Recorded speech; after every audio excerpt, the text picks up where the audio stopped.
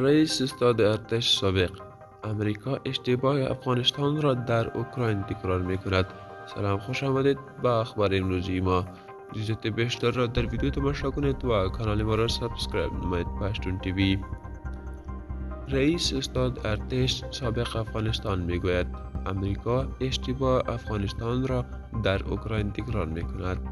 هیبت الله علیزی به رسانه امریکایی 1945 گفت که امریکا با کمک های لوجستیکی ناقص و آموزش غیر منطبق با نیازهای سربازان افغان باعث شکست ارتش پیشین افغانستان شد.